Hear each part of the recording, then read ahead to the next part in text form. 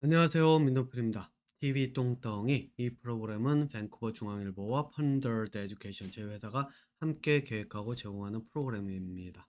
자, 이번에 지금 사교육 정말 문제일까라는 주제로 3부 이어가고 있는데요. 자, 앞서서 이제 제가 말씀드렸죠. 그 사교육이라고 하는 것이 사교육이라고 하는 것을 이제 지금까지 사람들이 생각할 때 이게 뭐 어쩔 수가 없잖아요. 이게 지금 뭐 정부에서는 이 사교육을 줄이도록 하기 위해서 뭐죠? 저희 "킬러 문항을 없애겠다." 예. 이런 이야기들을 하고 있고, 그럼에도 불구하고 만약에 이런 것들을 없앤다라고 하면은 결국에 가서는 암기식이 돼 버리는 거고, 암기식이 됐을 때는 이건 고시 공부 뭐야 뭐 고시 같은 거야 뭐 양이 해야 될 양이 많으니까 어렵다고 하지만은 사실 학교 공부에서 다루는 그 교과서 한 학기에 배우는 교과서 하나 가지고 그 안에서 낸다라고 하면은 사실 분별을 할 수가 없을 거고 분별력이 떨어질 거고요. 자, 그러면은 어쨌든 그걸 벗어나서 쪼금은 변형의 형태로 들어가야 되는데, 변형의 형태로 들어가면은 이게 인제 말 그대로 수능이라고 하는 수학 능력 평가로 들어가야 되는데, 그러면은 도대체 인제 이 수학 능력 평가로 들어가면 또다시 제가 앞서서 말씀드린 것처럼 학원이 유리할 수밖에 없다라고 이야기를 했는데, 그럼 왜 학원이 수학 능력 평가의 방법, 이러한 평가 방법에서 유리할 수밖에 없는가라고 하는 의문이 드는 거죠. 네. 자, 인제 그 이야기를 이어가 보도록 하겠습니다. 수능이라고 하는 것을 일단 수학 능력이라고 하는 것을 일단 생각을 해 보면요. 여러분들 수학 능력을 어떻게 생각을 하시는지 모르겠지만 실제 수학 능력은 여기서 얘기하는 수학 능력은 대학에서의 수학 능력이잖아요. 그죠? 그래서 대학에 갔을 때 학생들이 공부를 얼마만큼 따라오면서 자기가 그거를 더 발전을 시킬 수 있을까라고 하는 능력이 들어가는 거잖아요. 그것을 놓고 하는데, 그러면은 대학에서 하는 공부가 도대체 어떤 공부냐를 알아봐야 되겠죠. 고등학교 공부는 뭐고 대학에서 하는 공부는 뭘까요? 그 차이가. 뭐 대학에 가면은 전공이라고 해 가지고 깊이 있게 들어가는 것? 이게 대학이라고 할 수 있을까요? 여러분들께서 인제 주로 그렇게 생각하시는, 그 정도로만 인제 생각하시는 분들도 인제 없지 않아 있을 텐데, 그렇게 따지고 보자면요. 여러분들 이런 질문을 또 한번 해 보셔야 되죠. 대학 중에서도 이 전문대가 있어요. 전문대. 그럼 전문대는 뭐를 하는 것일까요? 기술을 가르쳐요. 네. 그래서 요즘 캐나다 같은 경우에도 4 년제 대학을 나와서 또는 다 다니지 않고 '아 이거 직장 잡기 어려우니까 나 전문대로 가서 그냥 기술 배워 가지고 직장 잡을래.' 이런 학생들 굉장히 많거든요. 예. 자, 그럼요 인제 여기서 한번 생각을 해 보는 거죠. 그러면은 대학과 전문대가 전공을 통해 가지고 '직장을 잡는다.'라고 하는 것이 그 목적이라고 한다면, 그러면은 대학과 전문대의 차이가 없어야 되잖아요. 그런데 왜 한 군데는 전문대라 그래 가지고 "기술을 전문으로 한다."라고 하고, 대학은 이거는 4 년제로 놓고 4년 동안 공부를 하게 할까요? 그리고 왜 수능이라고 하는 것을 봐 가지고 대학 능력에서 공부하는 능력이 어떤지를 평가를 한다고 할까요? 이제 그 이유가 여기에 나옵니다.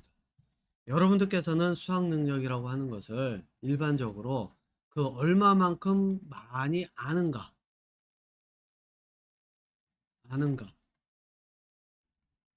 이것을 테스트를 한다고 생각을 하실 거예요. 예, 많은 분들이 아마 이렇게 생각을 하시는 분들이 있을 거예요. 얼마만큼 많이 아는가.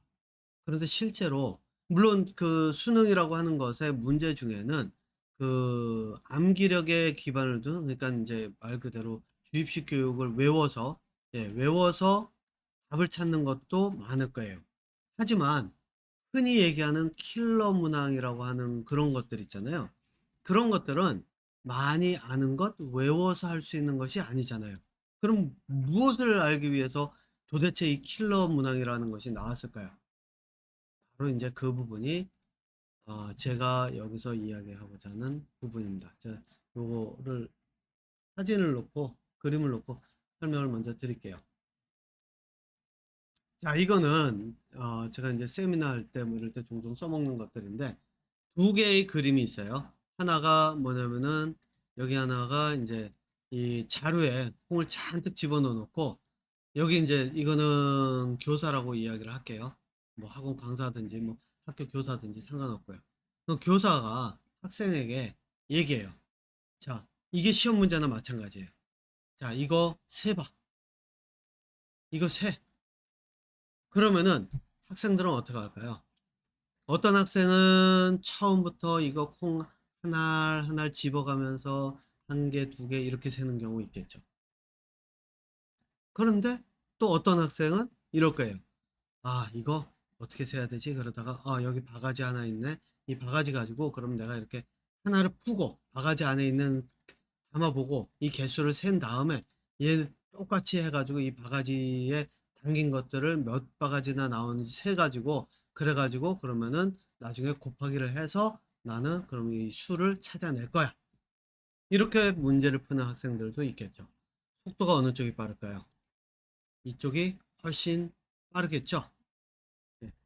자, 학교에서, 아니, 학교가 아니죠. 이 수능이라고 하는 것에서, 수능에서 문제를 낸다라고 할 때 킬러 문항은 바로 이런 종류라고 보시면 됩니다. 학생들에게 네가 방법을 찾아. 찾아.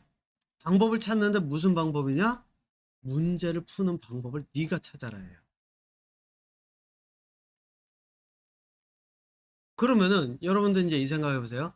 학교에서 가르칠 때 자, 이거 세는 방법은 이 콩을 세는 방법은 간단해. 어? 야, 이거 저희 뭐야 요런 바가지 있지? 이거 가지고 하나를 한 바가지에 가득 채워서 편편하게 해서 이 안에 몇 개 있는지 센 다음에 그 다음에 이 바가지 가지고 몇 바가지가 나오는지를 세 보면 될 거 아니야. 어? 그러면은 이 문제는 이렇게 풀면 돼.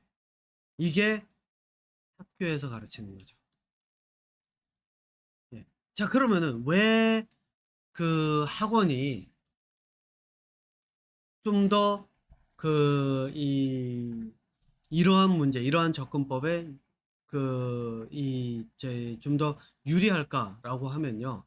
학원에서는, 학교에서는 전인 교육을 생각하는 학교라고 한다면은 사실상 학생들에게 가르칠 때 이 방법을 가르치면은 안 되겠죠? 이게 뭐냐면은 이 방법을 이 바가지 가지고 이렇게 해가지고 이렇게 세면 돼. 그러니까 문제는 이렇게 푸는 거야. 이렇게 가르치면 학생들이 배울 수 있어요. 그리고 문제도 풀 수가 있죠. 비슷한 문제도 풀 수가 있죠. 예를 들어서 이제 이게 콩이었는데 이제 콩이 아니라 여기다가 뭐 쌀을 집어넣었다. 그러면 쌀을 그 세는 방법도 비슷하게 하면 될 거 아니에요. 그죠? 예. 그렇기 때문에 학교에서 이런 방법을 가르치면 되긴 해요. 그런데 학교에서 주장하는 게 뭐냐면은 우리는 전인 교육을 하고자 한다. 이거를 주장을 한다는 거죠. 자, 그러면 전인 교육을 한다라고 할 때는 뭐가 들어가냐면 이 방법을 가르치면 안 돼요. 죄송합니다. 이 방법을, 세는 방법을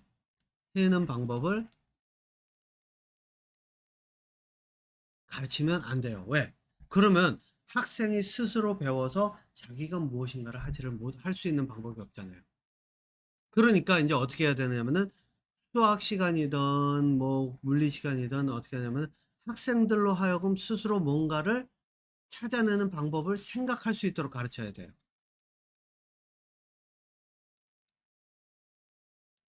그러면은 이거를 생각할 수 있는 방법을 가르쳐야 되는데 그러면 어떤 방법으로 가르치면 될까요?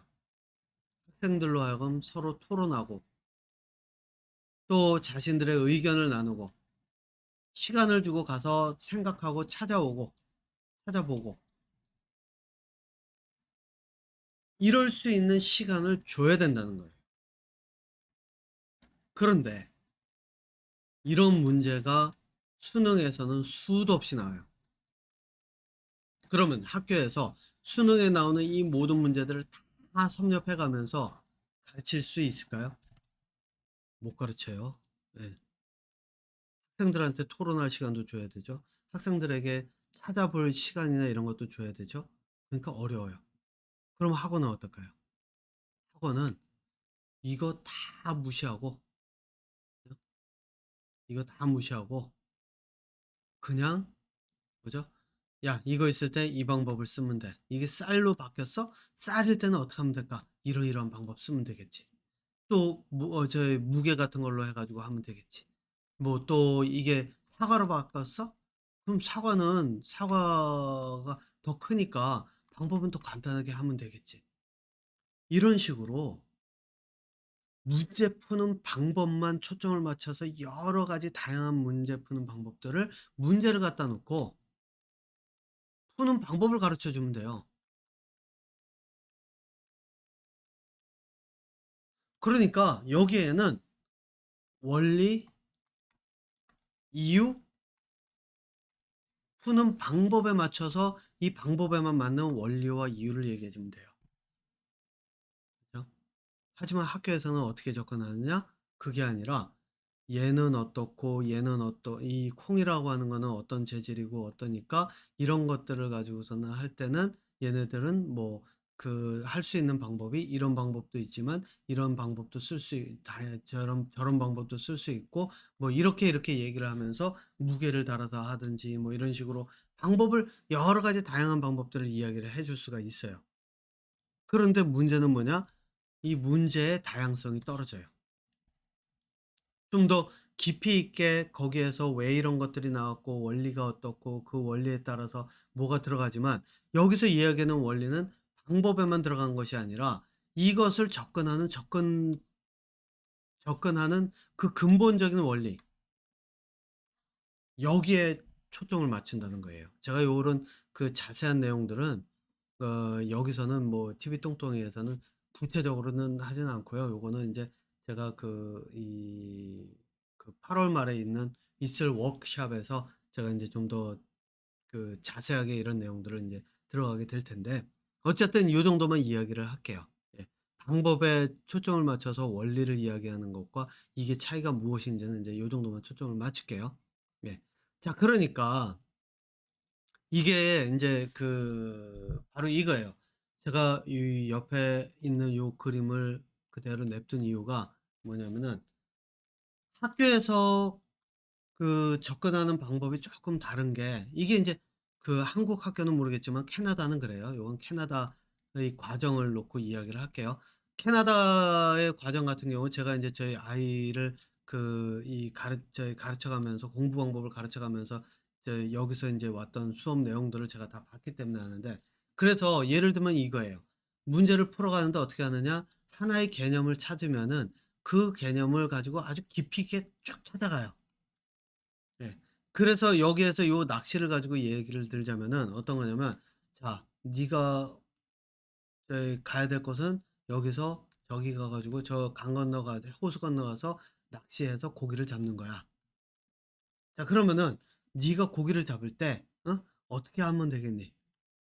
일단 건너야 되겠지. 그래 그럼 건널 때 어떤 방법을 어떻게 쓸지를 어떻게 결정하면 될까? 물살이나 이런 거 해 가면서 계산해서 물의 흐름 계산하고 또 여기에 맞는 뗏목 같은 거 계산하고 이래서 여기를 건너가면 돼. 그래서 건너가서 이쪽 방향에 가서 그러면 이 낚시를 하면 되겠지. 자 이렇게 가르치는 반면 예. 물론 이 이야기가 제가 지금은 인제 학원하고 이렇게 좀 단편적으로 보이는 예를 가지고 설명을 하려고 하기 때문에 인제 이렇게만 예를 드는데 물리에서는 이거 다 뭐 이 가르치는 내용들이 있죠. 근데 학원에서는 이제 어떻게 하느냐 그렇게 생각하시면 돼요. 바로 이 방법이라고 보시면 돼요. 자, 너 광어를 잡고 싶어? 광어 잡고 싶어? 그래. 그럼 광어를 잡기 위해서는 미끼는 어떤 걸 쓰고 낚싯줄에 뭐 어떻게 하고 여기에 추는 어느 정도 해 가지고 이렇게 해서 이거를 이 상태에서 던져 가지고 잡으면 돼. 방법 가르쳐 주죠. 연어? 연어를 잡기 위해선 연어는 바닥에 있는 애들이 아니라 물 중간에 이렇게 떠 있다가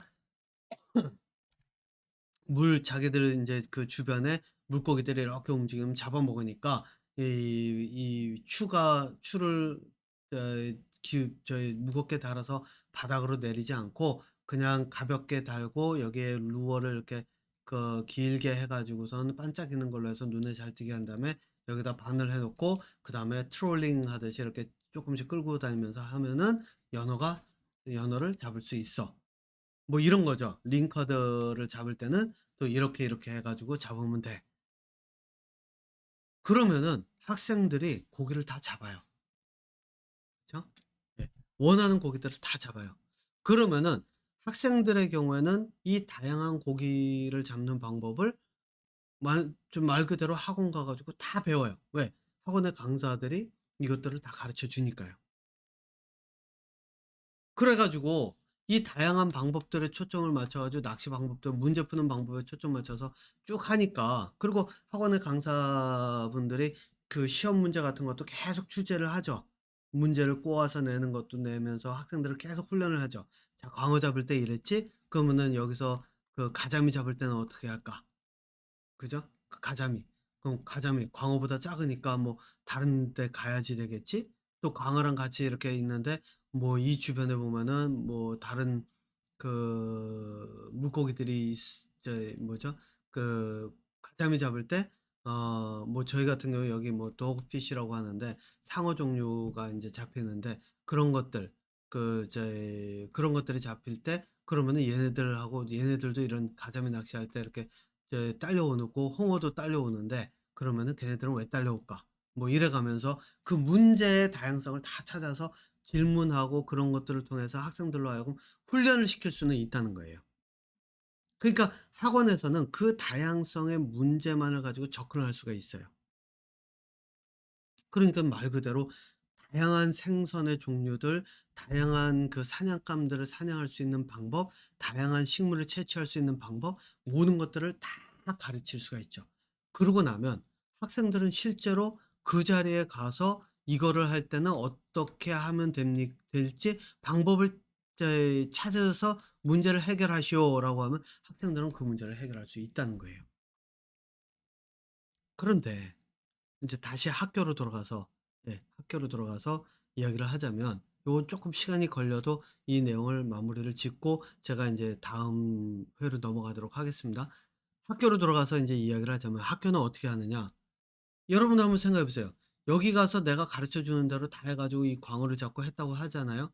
그런데 실제로 이 광어를 잡고 연어를 잡고 했을 때 이 물고기를 잡아서 성공했다라고 할 때 이 성공의 몇 퍼센트가 내 지분일까라고 하면 별로 안 돼요. 왜?